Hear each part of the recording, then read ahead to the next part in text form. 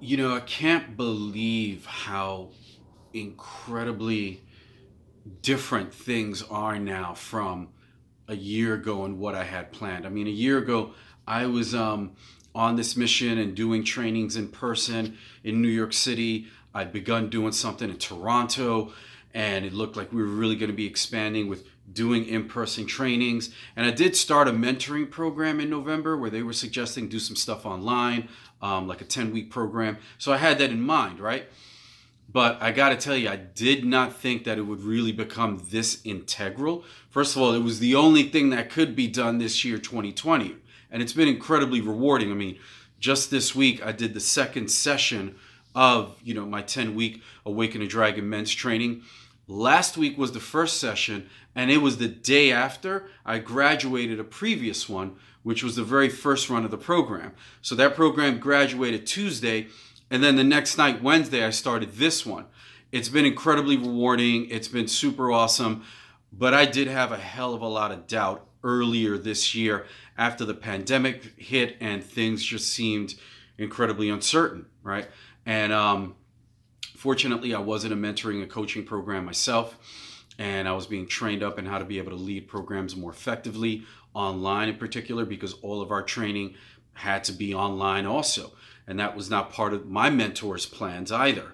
But we adapt. And when things change up in our environment, it's like business Darwinism out there. I mean, you adapt or you die. And that's all there is to it. So to have to adapt so much, I mean, so many changes had to be made. And in the end, it's worked out incredibly well. And to such a point where I now see the value of it, where basically, yeah, there's nothing like being in person, like doing a 3-day intensive. It's been incredible. But there is tremendous value. And originally, again, I seriously doubted. There is tremendous value to doing a 10-week expanded thing because you build relationships more. You actually even got the opportunity to dig in deeper. And what I've seen is that for me now, I really see it as the best of both worlds, because across a 10-week program, we really can treat it as this ongoing journey. And I made a personal commitment to launch one. It wasn't convenient for me to do that last week, graduate a program and then the next night start another one. I didn't do it out of convenience. I did it out of a commitment and out of a personal connection to a purpose to want to be able to serve men and create some kind of environment, particularly across the holiday season of 2020, which has been a very challenging year, and leading into 2021, to lay down some seeds there and be able to plan for a much better year coming for 2021. So that being the case, that's why I did it and launched the new program December 9th. Under, previous circumstances with no pandemic or anything, yeah, I would have just launched it in January, and that would have been the convenient thing to do. But in the end, I didn't want to do the thing that was convenient. I wanted to do the thing that was going to be of most service. And the holiday season, I know it's going to be challenging for people during this year, for some people. So no matter where you're at, no matter what it is that's going on for you, no matter how the holidays of 2020 show up for you, at the very least, don't let go of connection. Make sure that you maintain connection. I'm already setting things up with relatives of mine to be able to do something Christmas Eve, because we always celebrate Christmas Eve. And we always come together and have dinner together, music, dancing, drinking. Obviously, we're not going to be able to do that this year. So I set up a Zoom situation, and I'm just getting relatives of mine from different places, and we're going to connect on Zoom, and we're going to make it virtual. And what this year has really taught me is that you can still make the best of a situation, that it's not what we have so much, but rather how we use what we have. Meaning that if you have less, or you feel like you have less from previous years, or the previous situation, whatever it looked like in life, 2019 and before, and it feels like this year has been incredibly challenging, how can you make the best use of what you currently have? So for me, yeah, launching an online program, while it was an idea in 2019, at the end of the year that was planted in my head, and I knew that I'd be going in that direction, things radically changed in 2020, and it became the only direction to go in. And I foresee a lot of great things coming from it in the future. And I'm going to be integrating in-person trainings with online trainings. And that's just going to be my thing now because, again, the best of both worlds. So it's opened me up to that. Whereas previously, I don't think I would have seen it in quite the way that I do now because it was demanded of me. Sometimes demands really do bring out the best in us because if we rise up to our circumstances, if we really rise up to meet them, to whatever the change in circumstances are, I do believe that it can bring out the best in us. As challenging as it may be, that's not to say that it still won't be difficult, still won't be hard, still won't be challenging, but it's who we are in the face of those challenges that's going to make the biggest difference. And there was a quote that I had posted recently and I had mentioned on another video with some other men. And I can't remember all the exact words, but there was something around, hard times are created by weak men, but then, strong men can come out of hard times. I'm paraphrasing. But the point is, these are hard times. And, I create environments for men, training environments, and then men's circle environments. So for me, the last leadership call, and I run a weekly leadership call, which is on hold until we complete the current training program. The last question that I asked was, what is the strength that you have to develop? And some of the answers were surprising, right? These are hard times, yes. But are you going to get crushed under the weight of them? Or are you going to use that weight as a kind of strength training to build up whatever muscles, not necessarily physical muscles, but to build up whatever muscles you need to adapt and overcome? And so that became the question. And for some men, it very much became love and connection. And for me personally, that was it as well. How do I connect with more loved ones? And how do I create more connection? How do I become a vehicle for connection to bring people together? Because that is something that I love to do. So it doesn't matter if, you're quarantining and you're going through a lockdown here or there, wherever you're at in the world. You can still create connection, and it's interesting to have this vehicle to be able to do so. I'm on hours of Zoom calls a week, and I'm fortunate to have that gift. I mean, that's the way that I see it now.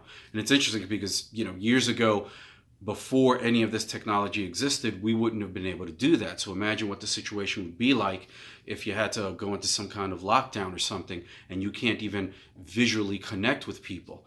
But what's interesting is, there was a call when I was leading the Men's Connect Hub beginning in the spring. One of the things that I'd pointed out is here we're on a Zoom call, and technology had been blamed for a while for creating disconnection. Now here we are having to rely on it as our only means of connection until we get through this situation. So wherever you're at in the world, watching this video, my invitation to you is to really look to know that there is a solution. I've really adopted the belief this year, and I've made it part of my Dragon Code with my co-conspirators in Dragon Nation. Every problem has a solution. And it was something I picked up in my coaching program at NAP Academy. I think it's gotten around in the Tony Robbins world probably, but every problem truly does have a solution. And there was something, I think it was in the Navy SEALs creed, maybe Marine Recon, that the only true failure is to quit or give up. So while things may seem challenging, whatever your specific situation is, if it's challenging or not, even if you don't find this particularly challenging, life will hit us with challenges. We know that. Whatever the challenge is, know that there is a solution. So the question becomes, how do you become a hunter of solutions? Which is something that I'd brought to this week's training program with the Awaken the Dragon. How do you become a hunter of solutions? First, you got to believe that there is a solution. If you don't believe that there's a solution, find some way to turn that around.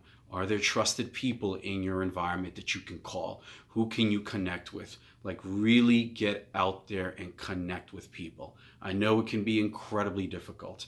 Things may look bleak. I don't know if you've lost your job, or your entrepreneurial business is greatly suffering, or personal connections, not having them like before, can be a real struggle. Totally get it. But no, every problem has a solution. So for me, like I said, I created a Zoom situation with family. Is it the same thing as being in person? No. Can it still be impactful? Can it still be meaningful? Absolutely. It really becomes a matter of what you bring to it. And I truly believe that also in these difficult times, we're being called forth to be leaders. So what's it going to take from you to step up and lead? Because we got a lot of people that are attempting to occupy real estate in our minds. A lot of people who are creating echo chambers and even ideological media bubbles and all of that. And then on top of that, we've got all the social strife and the ideological divide, particularly in the United States. All right, got it.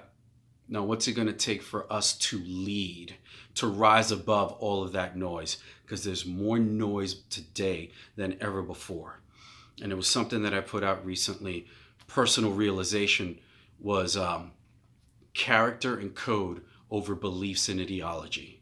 And we've got beliefs dividing people more than ever before. Because for every single little thought that you have, every single little emotion you might feel, every impulse you might experience, you can now go online and find validation for it. And unfortunately, that's created the death of self-reflection. What I'm putting forth here is, instead of looking at your screen, look in the mirror. Take a look at that person in the mirror. Are you proud of that person truly? Because if you're not doing some kind of good, and if you truly believe that some other large mass of people are the evildoers, you have completely missed the point and you are playing the wrong game. Start looking instead at how to build bridges with people, because you can't possibly take millions of people and just condemn them all, vilify them. I understand that's the easy thing to do, and if you're running in certain social circles online or social media, yeah, that's going to be the common thing to do. But you can't do a thing because it's common. And you can't do it because it's easy. You got to find a better way. And for me, it's always about looking at, well, how do we make our best even better? So that next week, next month, next year, for certain, with the new year approaching, what kind of a person do you want to be? How are you going to contribute? And I don't expect you to be the kind of person that's just going to come out and help or heal the divide fully. But every little contribution, I think every little bit helps. I think it really does. And it's very easy to believe that perhaps it doesn't. But it does.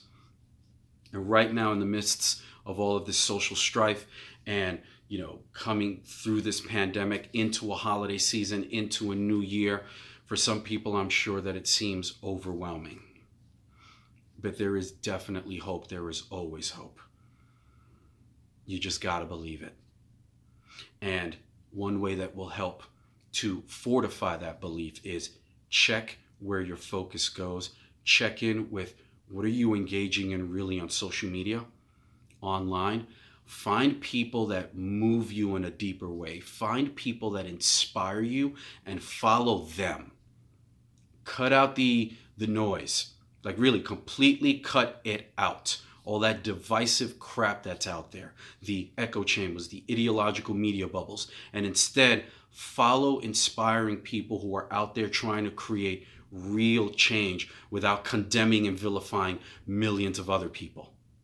Find those people, follow them. That will help to shape your focus and shape your perception, and in so doing, begin to alter your beliefs so that there isn't any degree of helplessness, or whatever there is, you can shift it to hope. Thank you for listening. I hope that you do the absolute best with the holiday season. I hope that you have an amazing holiday season and a great new year. And always remember, stay engaged.